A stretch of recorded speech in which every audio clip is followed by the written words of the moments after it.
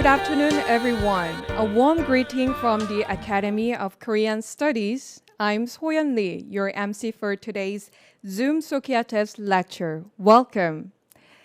Since COVID-19 pandemic started, we are apart from each other. However, the Societas Koreana has still tried to offer an interactive and meaningful lecture for the better understanding of Korean studies by providing specially made lecture videos and interviews which are uploaded on our YouTube channel. Especially for this year's Societas Koreana lecture meeting, we have prepared the Zoom lecture meeting which enable us to invite all our attendees over the globe through our web conference where we can interact together. And also today, you have an opportunity to fully participate on today's meeting by asking a question to our professors. So we are looking forward to receiving your questions as well. I think everyone is ready to get started. Ladies and gentlemen, I'm delighted to welcome and introduce Professor Javier Cha, Associate Professor of East Asian Studies in the College of Liberal Studies and the Principal Investigator of the Big Data Studies Lab at Seoul National University. And the title of his lecture is The Digital Turn in Korean Studies, Trends, Challenges, and Prospects. What an interesting topic. Let me take a moment to introduce Professor Cha briefly. He achieved his doctoral degree from Harvard University for East Asian Languages and Civilization in 2014 and worked as assistant professor of Center for Digital Humanity at Leiden University from 2016. And from 2017, he joined Seoul National University.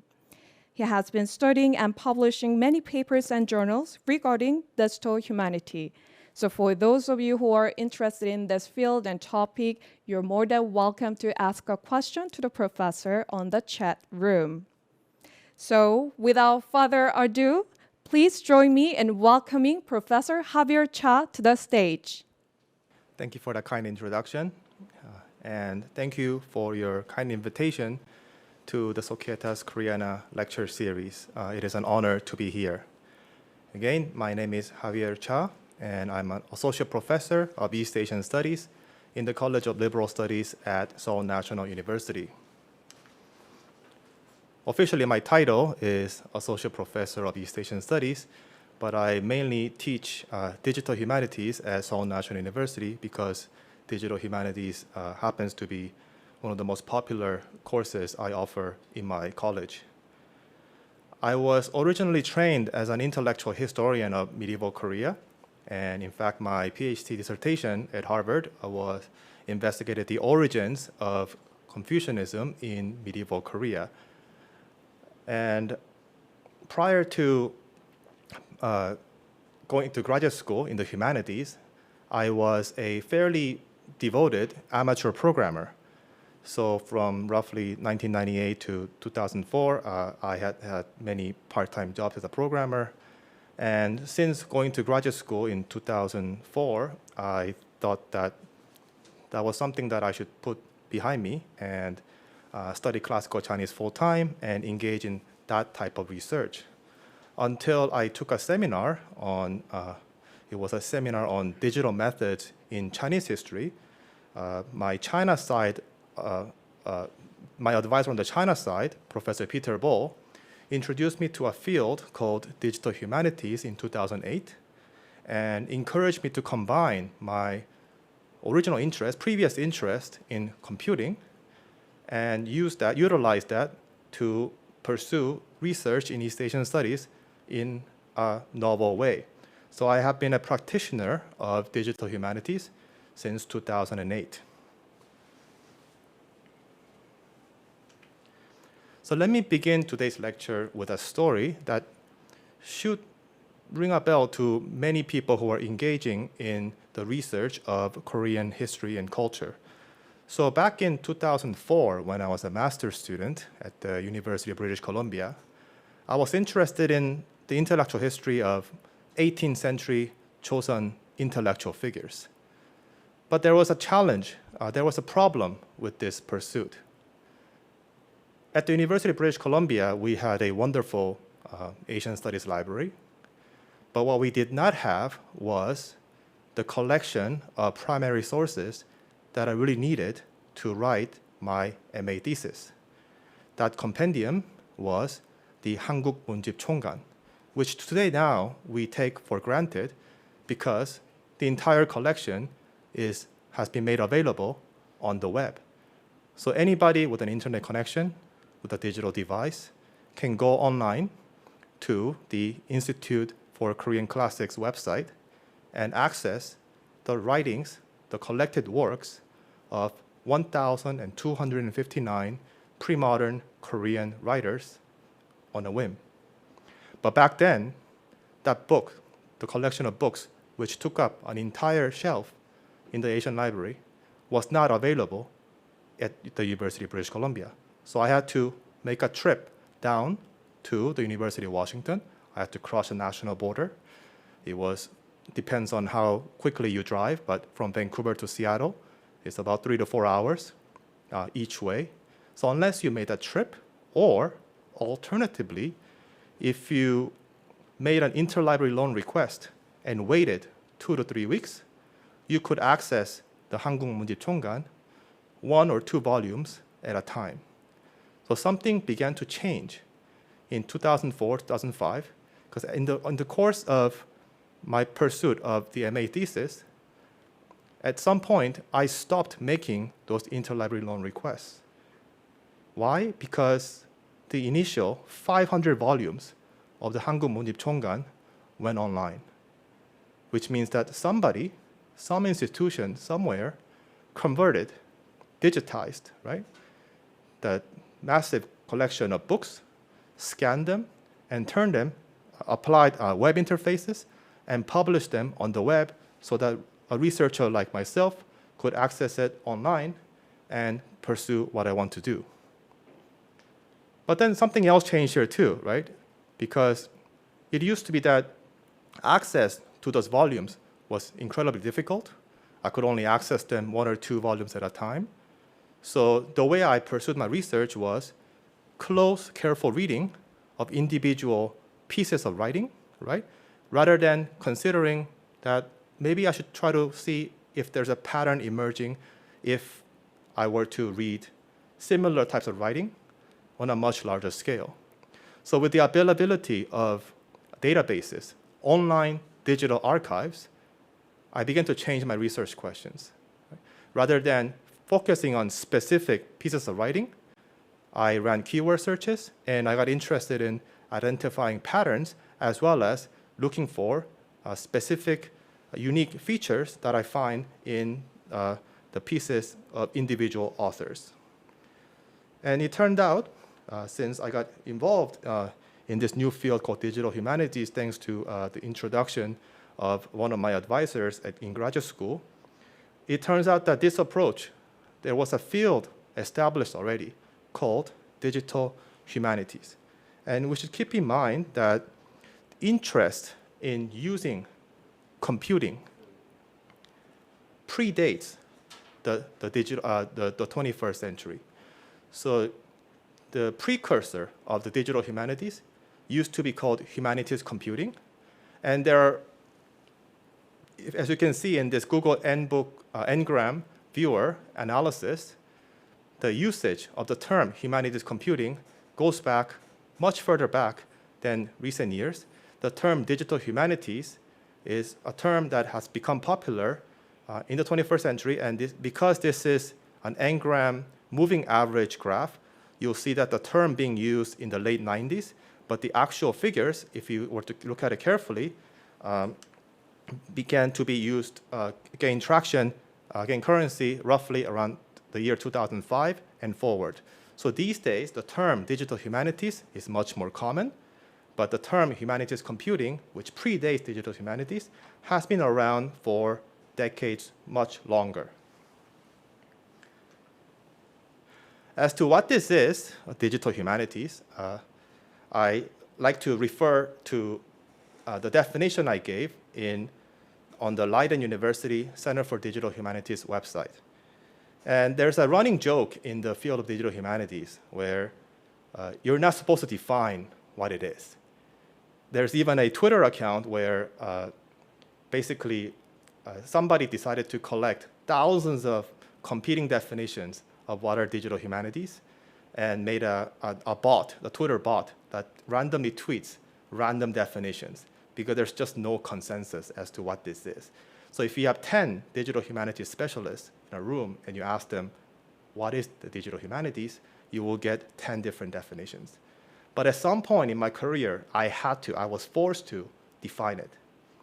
And I was forced to define it back in 2016 when I was hired in the newly created Center for Digital Humanities at Leiden University.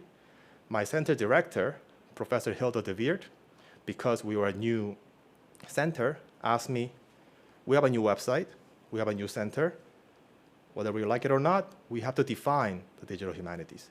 So here is a definition I provided to the Center for Digital Humanities, and you will see two distinct approaches.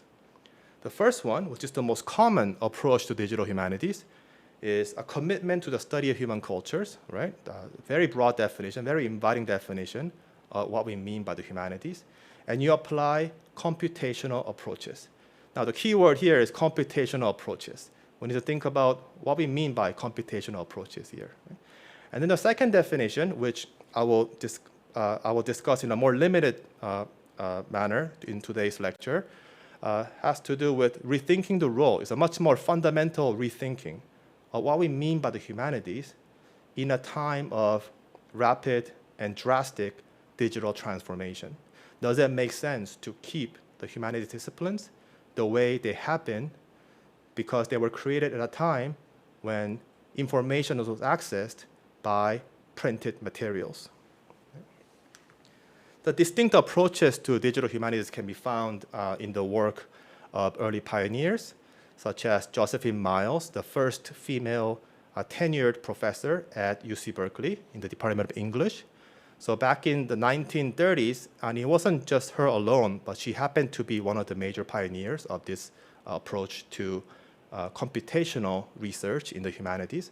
So she's a specialist of English poetry, and she had a team of graduate students who used punch cards to engage in statistical analysis of poetry, right? To identify certain elements, certain keywords, certain mood that appeared frequently in the work of English poets. So this approach where computing is associated with the original meaning, original function of a computer, right, which is a powerful calculator, is still very widespread in the field of digital humanities. But there's also another approach to digital humanities where scholars thought about computers as a wonderful way of encoding and storing massive amounts of information in a digital format. And one of the most famous figures who experimented with this approach early on is the Jesuit priest Roberto Buza. So Roberto Buza was of similar age as Josephine Miles, but his pursuit into humanities computing began in the 1950s and 1960s, a little bit later than Miles, right? And his interest was in the digitization of the collected works, the complete works of the medieval philosopher Thomas Aquinas. So Index Thomisticus was the project that Roberto Buza worked on for many decades, and the pursuit of this began very early on in the 1950s and 60s.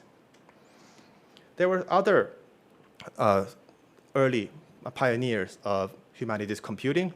There are many, but let me just introduce one person because this person, I don't think directly inspired what we see in Korean studies, but there was some interesting parallel here. So with the invention of the CD-ROM, once again, this is a team of historians in the Center for History and New Media at George Mason University who were inspired by the rapid innovations and transformation happening in digital space and thought about the implications of this in the future of historical research. So with the invention of CD-ROM in the 1990s, which allowed scholars to store 650 megabytes of data, which was incredible in the 1990s. They thought about the implications of this. And then, in the late 1990s, with the coming of the internet, they thought about what historical research would be like when the internet eventually will become an archive and a source of primary documents for historians to engage in analysis. So some of the online research tools that many academics today utilize, and some of you might be users of these services already, things like Zotero, right, Omeka, are the creation of the Center for History and New Media at George Mason University. As it turns out, today in Korean studies, we have more than 100. There are so many digitized archives of especially pre-20th century materials, and rapidly 20th century materials are becoming digitized and made available online. We are used to using these services. We're also used to using materials that are available on online secondary studies repositories such as RIS, KISS, and DBPIA, and so on, in addition to English language services such as JSTOR, Project Muse, and so on. Right? There's a reason these databases have been created in the past 20 years or so. But predating all this, there was interest in computing in Korean studies roughly at the time when Roberto Busa was interested in using computing to study the works of Thomas Aquinas. And the pioneer in this approach, there are two pioneers in this approach to engage utilizing computing in the study of Korean history are the pair, Professors Song Jun-ho and Professor Edward Wagner. So Professor Song Jun-ho of Jeonbuk National University and Professor Edward Wagner, one of the first professor of Korean studies at Harvard University, who back in 1964 met for the first time when Professor Song was a Harvard Yenching Fellow and visited Cambridge, Massachusetts. And his proposition to Professor Wagner was that he wanted to engage in a structural historical analysis of the Joseon dynasty's elite known as the Yangban. And he figured that the best source, and we're talking about 1960s here, right? This is not soon after the Korean War. The foundations that were needed to engage in research were not laid yet, right? Korea was still a poor country, and the sources were scattered. So one of the things that Professor Song wanted to do was, let's begin with the most fundamental sources. Of course, they used Shillok, right? The annals of the Joseon dynasty. They engaged in close readings of various munjib that have survived. But he was interested in a particular type of source called the Munka Bangmok.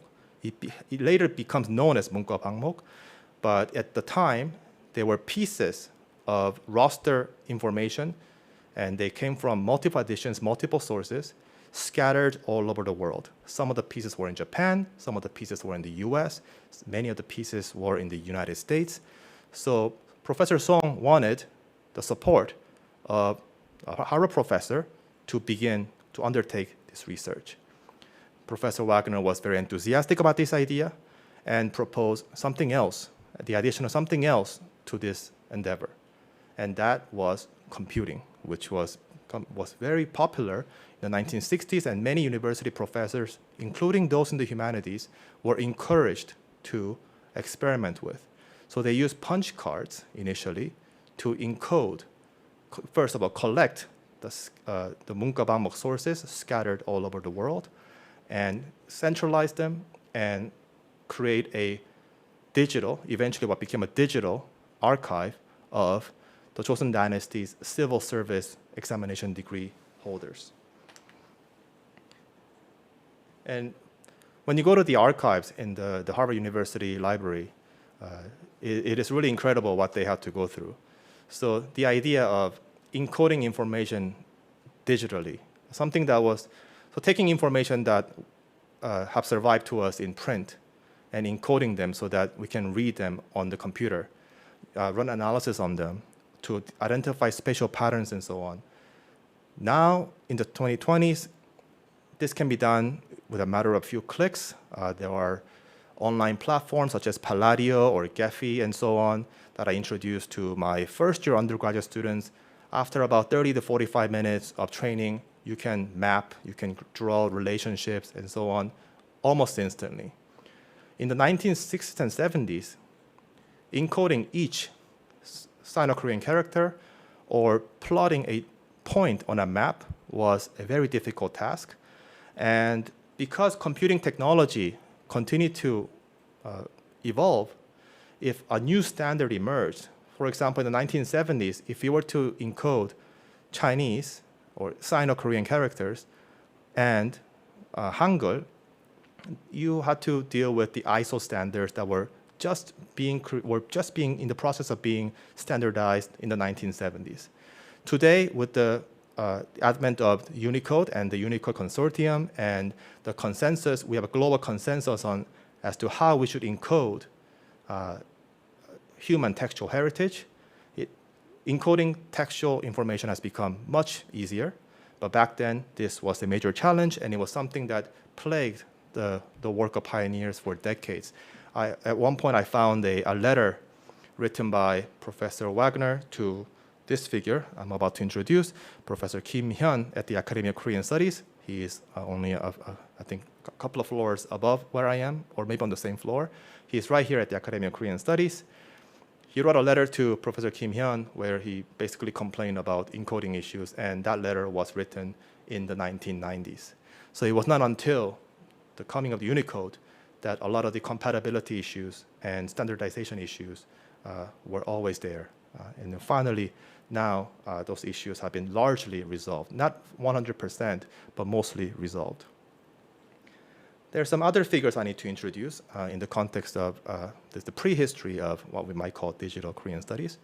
And there are these two figures, Professor Kim Hyun, I just introduced, and Lee Ung-gun, who used to be an academic. He left academia due to some political circumstances in the 1980s, and later became a successful businessman and a very dedicated supporter of digital Korean cultural heritage, you might say.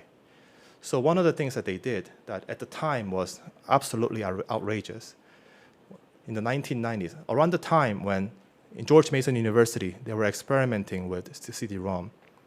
You had Korean pioneers who were interested in utilizing the full capacity, the full potential of this new technology.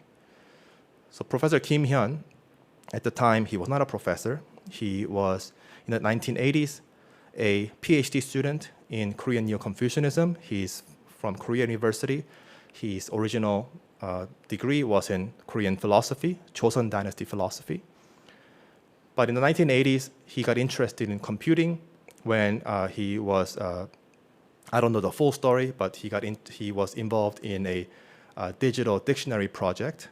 And as a result, he trained himself at a scientific institute and became an expert in text encoding. So encoding, again, was a major issue, and he became an expert in Korean text encoding.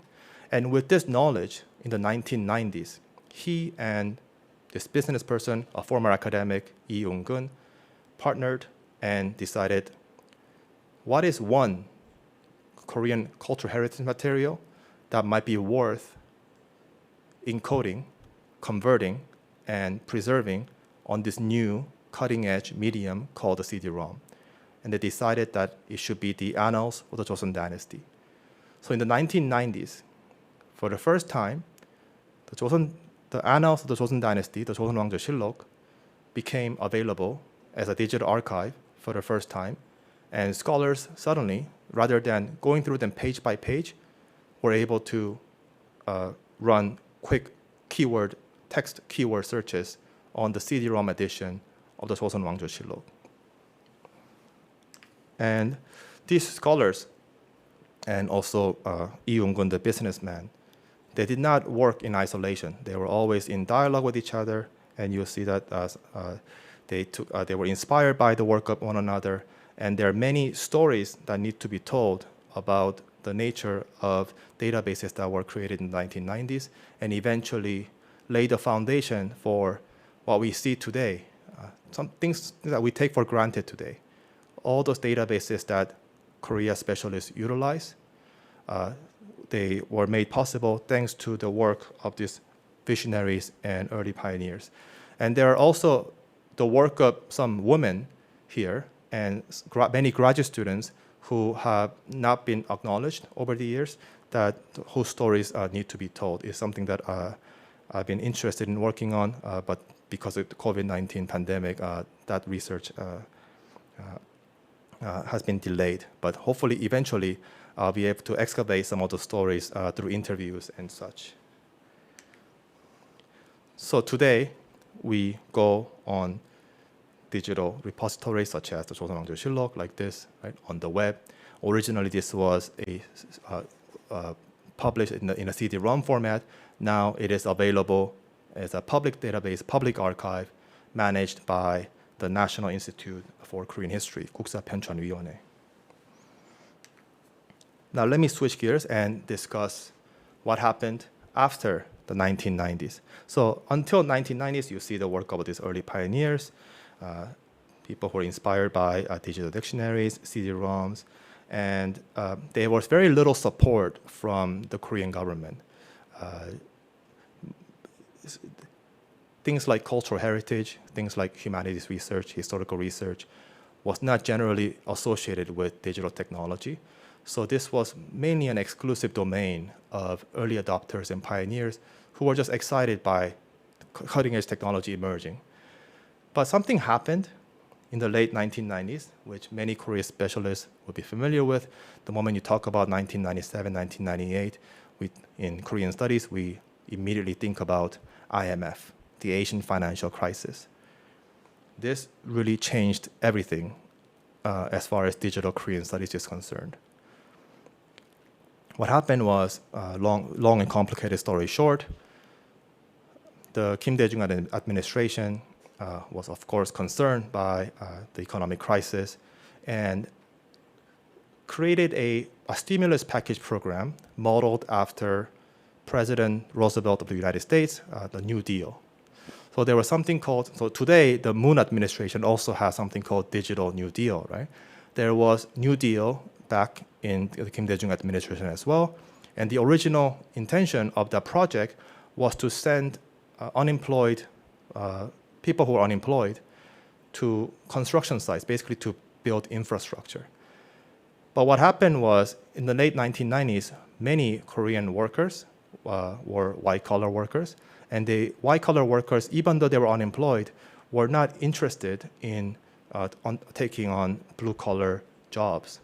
So because of the protests of former white-collar workers, and because they demanded that if there is a New Deal sort of stimulus package, they want white-collar work, they converted that project, they changed it so that it became a project where white-collar workers now could work on, again, desk jobs. And those work usually tended to involve the digitization of cultural heritage. This, back in the day, was called informatization, is a neologism. It's not a formal English word, right? 정보화, informatization labor project. And there was a lot of money allocated to this. And if you think about it, that's because originally this was meant to be a stimulus package that involved infrastructure. So now, rather than highways or roads or buildings, now they were engaging in digital infrastructure building, right? So over the years, hundreds of millions of US dollars were poured in to the digitization of national heritage, cultural heritage.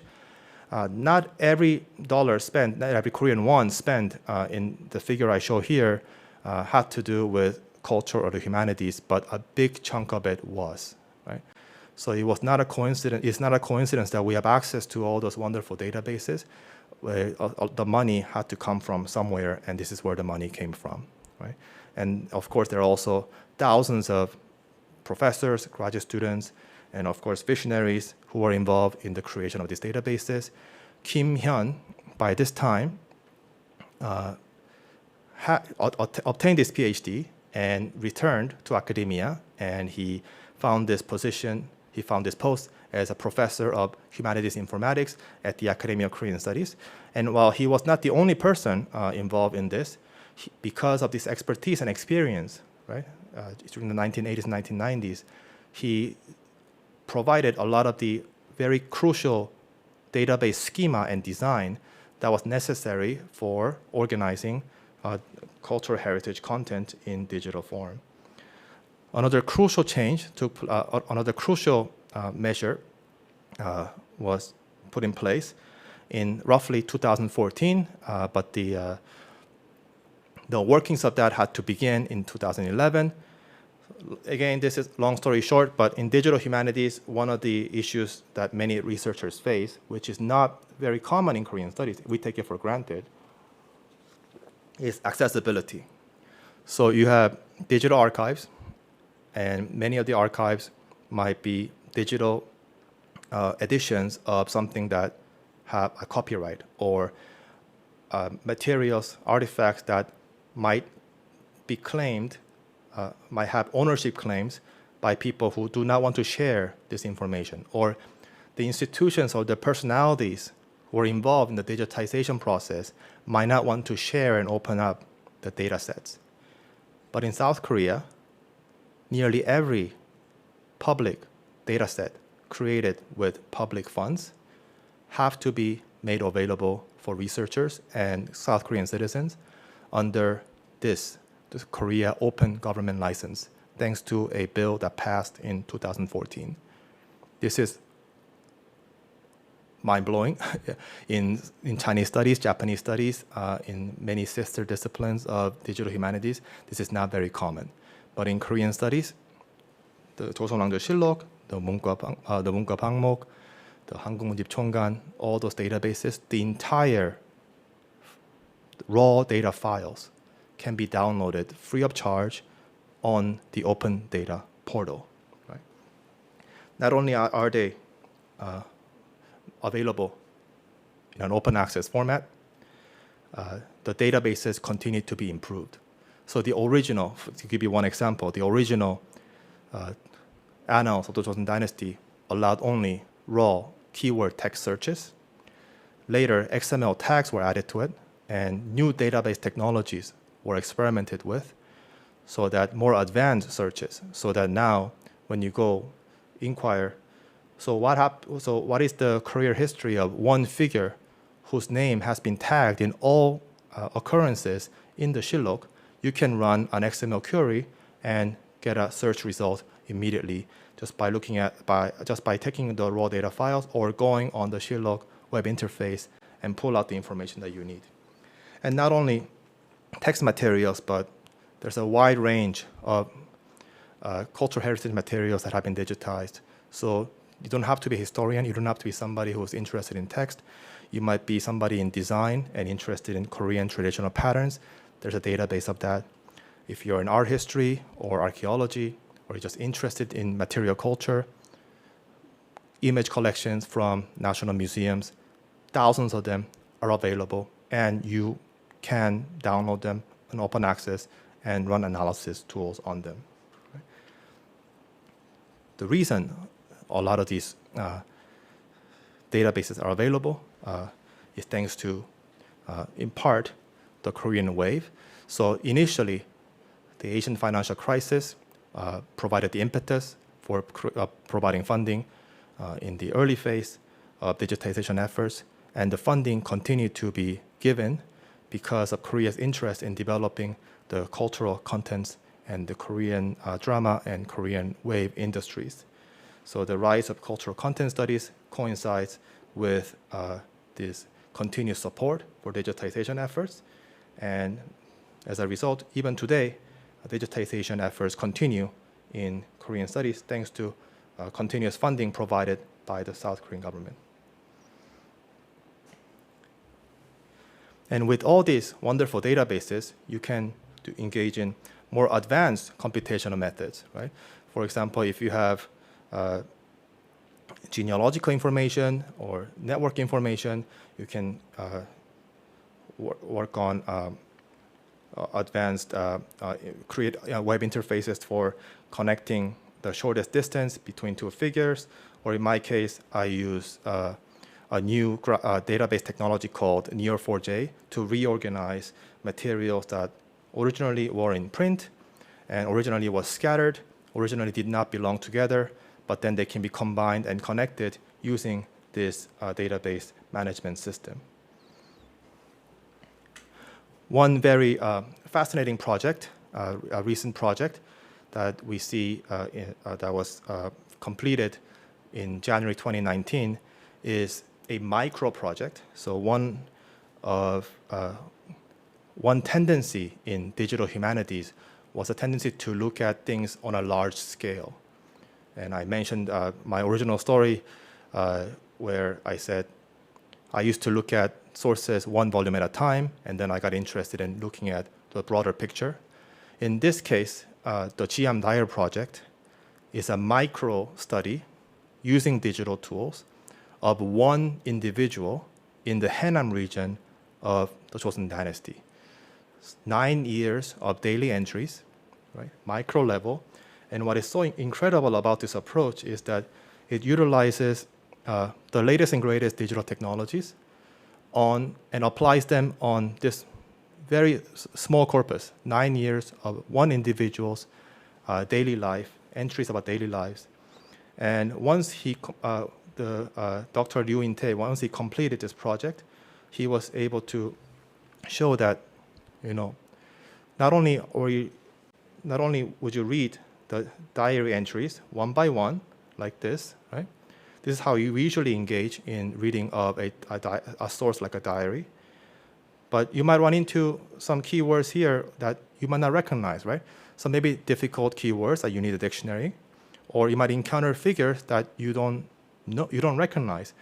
One figure that you usually in a diary source that you have trouble recognizing are political references, his friends, people he does not explain who they are because they are basically people he knows really well, or slaves. So slaves has become a database and mapped so that readers can use this web interface and read the diary entries while they recognize who these slaves might be, and sometimes the names of slaves might change. And through this investigation, the researchers have identified slight changes in the way slave names were transcribed, and you are able to utilize these digital tools and engage in a much deeper reading of source materials.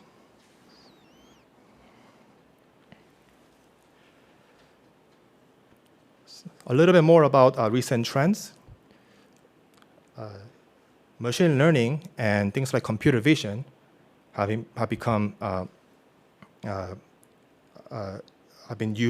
increasingly used by some researchers. There is one experimental project in KAIST I'm aware of, but I don't think the code is made available for other scholars to use yet. So this kind of research is emerging. But let me introduce that there is a database of, for example, handwritings or shorthand forms of Sino-Korean characters extracted from Korean databases. And this kind of material can be used to train machine learning models to identify blocks of text, such as in this case, this is a Japanese document. So in Japan's case, they do have examples of this. A very similar technology can be applied so that you can utilize computer vision in the study of Joseon Dynasty social history in the near future. And as I mentioned, there are so many databases available out there. And if you're a specialist of Korean history or culture, I strongly encourage you to look into the history and the background of the databases that you use on a regular basis, because that is the kind of engagement we need to do, is a very important exercise in source criticism. So do not take those databases for granted. Think about who were involved in the digitization efforts, where the funding came from, and what additions they used to build these databases. And think about new methods that you might be able to apply and interact with your sources in a manner that you could not do previously when the sources were available to you in print. And of course, sources do not necessarily have to be text or images. Some archives are movies, and hopefully in the future, there will be other types of archives available in Korean studies as well.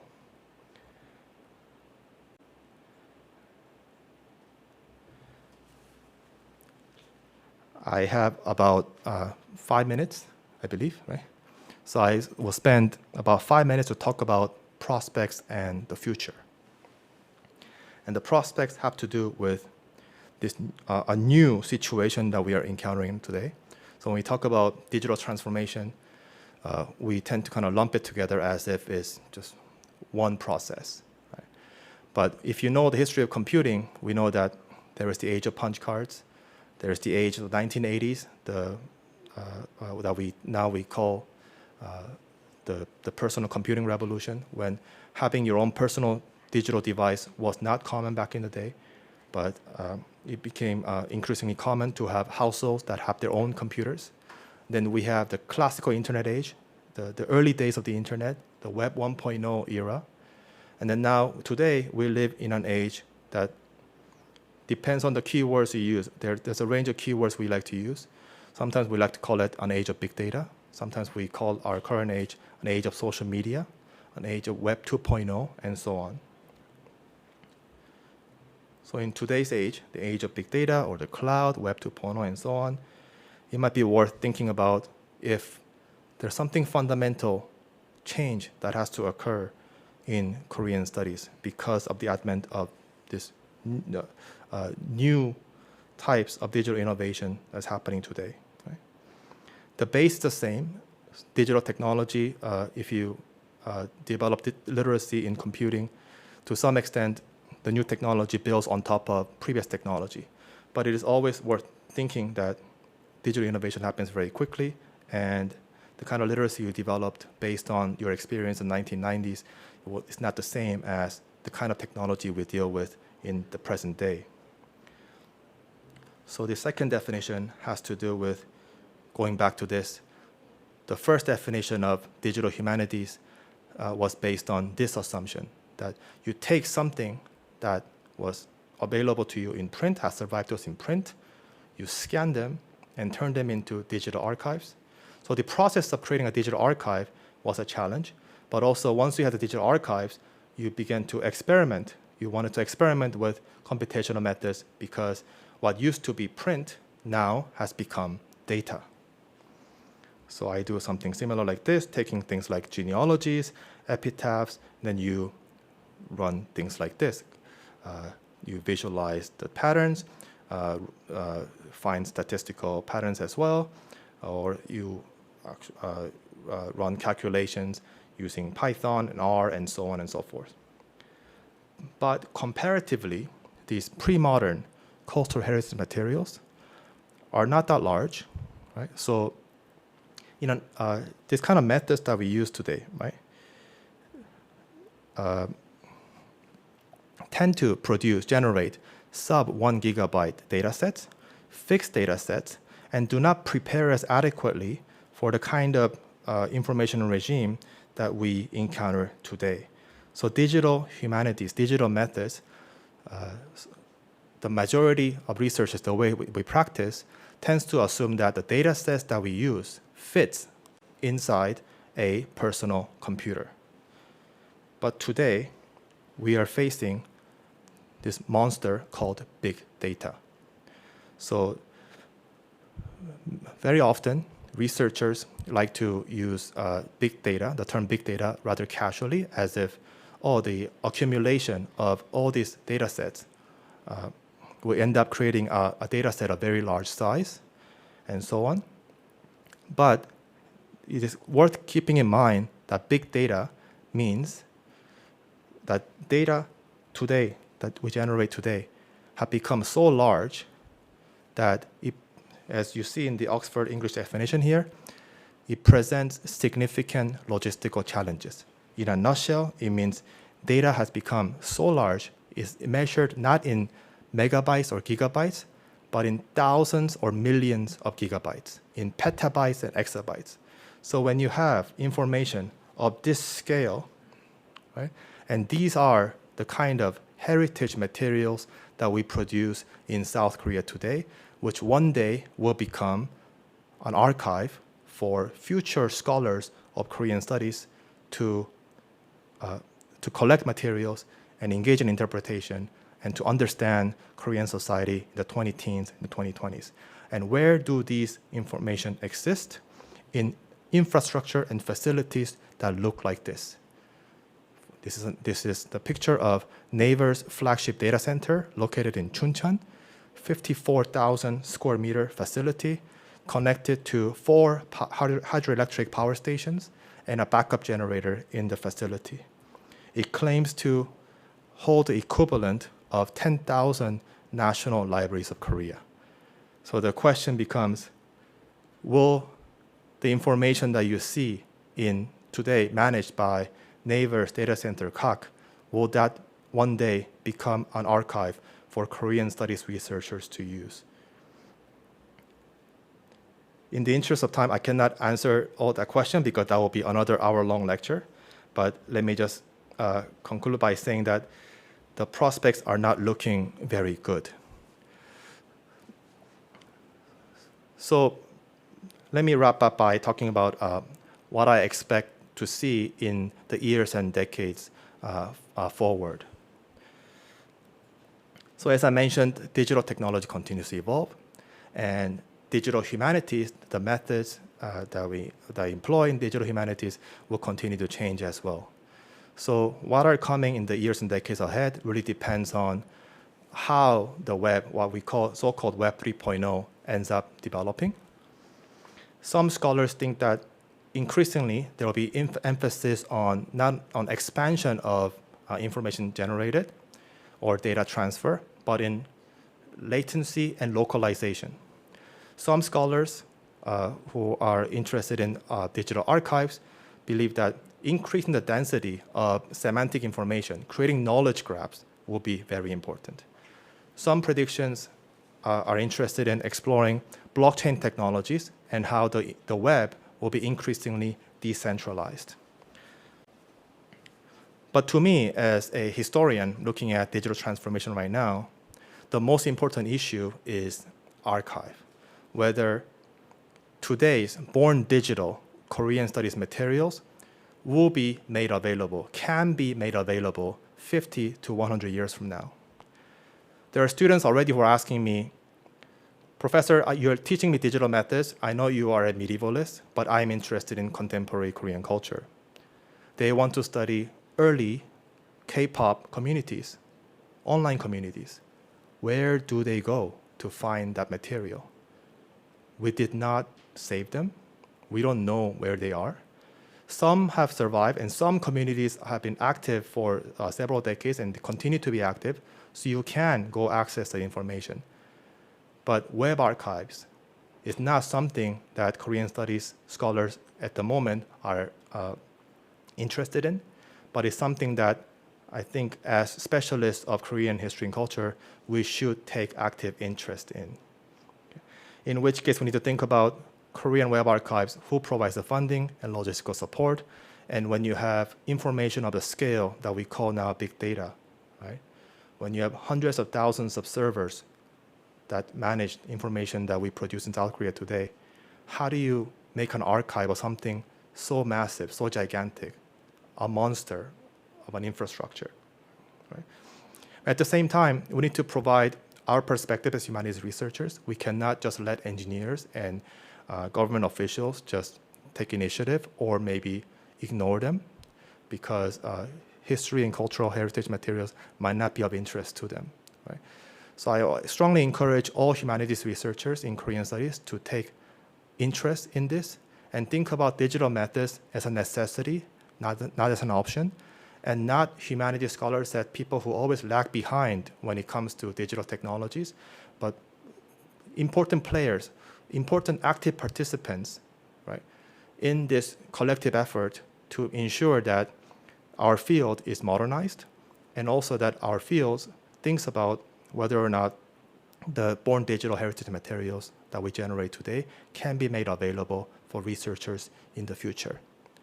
Thank you very much for listening. I'll stop here. Thank you very much for your fruitful and insightful lecture, Professor Javier Cha. I hope everyone have enjoyed. Now I'd like to open the Q&A session. For those of you who have questions or opinions or even thoughts, simple, easy question, everything is good. On the presentation that Professor Javier Cha given us, please feel free to leave that on our chat room. And if there is anyone who'd like to raise your hand and ask a question directly to the Professor Cha, please do so. We'll try to give you an opportunity to share your opinions and any inquiries as much as we can if time permits. Shall we look at the chat room? Here's the first question from Mr. Raymond Kim. Here's the question. Why do you think digital humanities are important these days? I think it has become important in some ways.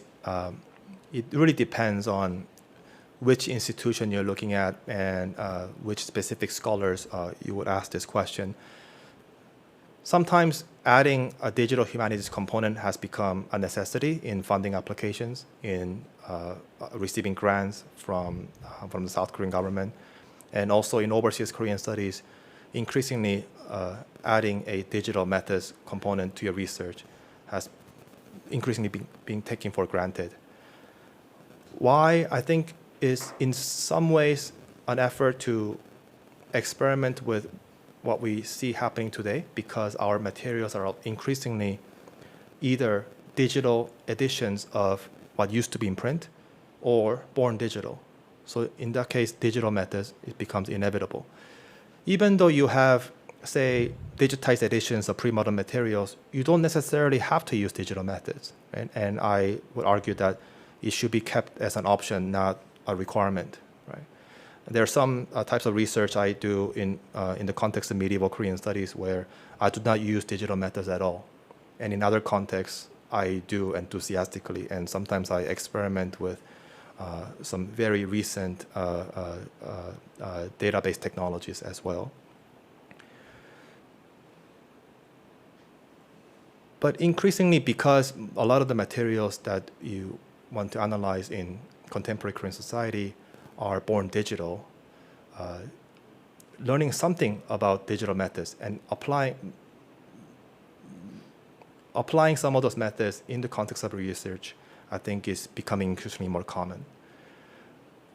The challenge here is that digital methods very often tends to be associated with quantitative approaches or statistical approaches, which worries me, because if digital simply means quantitative, it makes me wonder what makes the Korean humanities different from quantitative social scientific research of Korean materials.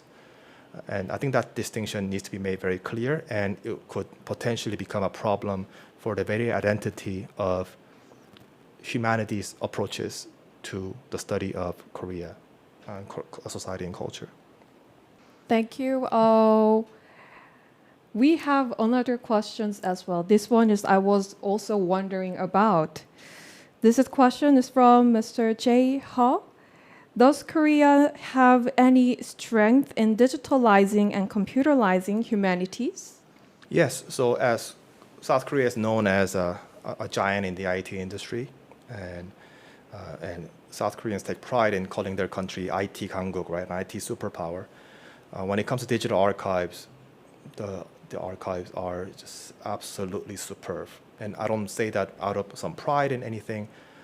It's an objective observation. And when I go to digital humanities conferences and I show some of my colleagues in European studies or in Middle Eastern digital studies or media studies and so on, they are amazed by the quality and the level of accessibility, all aspects of digital Korean archives.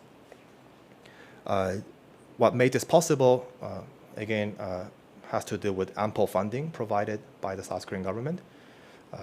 A lot of it had to do with initially the Asian financial crisis and later an effort to foster the growth of the Korean cultural industry. So the intention was not necessarily to develop an academic field called digital humanities, but because the government associates the digitization efforts with the growth of the K-pop, Korean drama, Korean film industries, the funding continues to be there. And thanks to that, we have these wonderful databases. But we should also not forget the work and the efforts of early pioneers, their vision, right? Without that, even though you have funding, I'm sure a lot of the projects would have designed the databases in a way that was not desirable. But because of nearly 2 decades of experience with digitization that Kim Hyun, Lee Young-gun, and others brought to the table, they started off on the right foot, and I think that's really important. I hear a lot of complaints, for example, from my colleagues in sinology, right? They use commercially made available digital archives of pre-modern Chinese sources, and there's no mention of which edition they used. Metadata, database schemas are all over the place. So when you compare that to what we see in Korean studies, it's just not comparable. Right? Thank you for the answer. Here's a third question that we received from our viewers. Should access to archive be open to anyone? Yes and no. And it depends on what we mean by archive here. So pre-modern materials, and this I think depends on our sense of ethics. And I think our sense of collective ethics can change over time. So the general consensus among historians is that if something is several hundred years old, and first of all, there's no copyright for most pre-modern sources, right? 20th century materials is a big problem, which is why a lot of the initial 20 years or so, most digital projects, archiving projects, involved pre-modern materials, but there's no copyright. 20th century materials really deal with magazines, newspapers, which are owned by companies, individuals who are still alive, and so on. So there's a bigger challenge there. But I'm of the view that most pre-modern digitized materials which received public funds should be made available on open access to everyone, every researcher, and I think everyone around the world, so that we can do something interesting with them, right? So that heritage is alive, right? It's not a fossil, but it's something that we do something with, right? When it comes to born digital materials, however, I think this is a very tricky issue, right? So one interesting aspect of digital media, which I did not touch upon today in the interest of time, is that digital media does not hold information. So for example, your USB drive, your Blu-ray, so your BDR or your CDR or DVD-R, external hard drives, your solid state drives, do not hold information more than a couple of decades. Even archival grade optical discs, archival grade CDRs and BDRs, in a climate controlled environment can hold information for a maximum of 100 years, which means that born digital materials will survive as an archive if we today, contemporaries of today, in the 2010s and 2020s, we decide to preserve a subset of today's born digital cultural heritage so that 50 years later or 100 years later, researchers want to know something about our lives today. But of course, if you were to tell 50 plus million South Korean citizens that we're going to make an archive of your social media activities, you run into all kinds of problems here, right? Privacy issues, legal issues, and do you have a right to make a copy, right? And preserve the digital activities and traces of people who are alive today, right? At the same time, it's a dilemma because if you don't do that, the digital traces that we leave today on an everyday basis very likely will vanish to the future generation. So it's a dilemma that we need to take very seriously. So in that case, in the latter aspect, I'm of the opinion that yes, privacy should be prioritized, but I'm also very deeply concerned that our born digital traces may not be made available to future researchers decades from now. Thank you. I hope this answers to your question, Ms. Olga Fedorova. Thank you for sharing your question. Here we have another question from Solongo at Embassy of Mongolia. Hello. Hello? Greeting. Cultural and historical materials were created in the past and they do not change. So their numbers are limited. Considering this fact, will we need enormous, huge archives in the future? Yes, so I think losing access to past information is something that historians have faced for centuries. It is not new, right? The problem is that serendipitous discoveries are going to be increasingly rare. So it's very difficult to determine what might be useful or important to future researchers, say 30 to 50 years from now, right? So if you look at the kind of research questions Korean studies scholars used to ask back in the 1960s and 70s, they're very different from the kind of questions that we ask today, right? But with the digital age, because of this reverse relationship between our primary sources and what researchers do, right? This creates a new set of challenges that we need to take seriously and hopefully have a much broader conversation. Because, again, I keep repeating myself, we're going to eventually, inevitably lose a big chunk, a big portion of the born digital materials we generate today. And we will have to make an archive of some sort, and it's inevitable that we will lose access to some things. But what can we do in a manner that respects people's privacy, but at the same time, future researchers who want to know something about South Korea in the 2020s might want to have an access to some materials in the future, then we need to preserve them.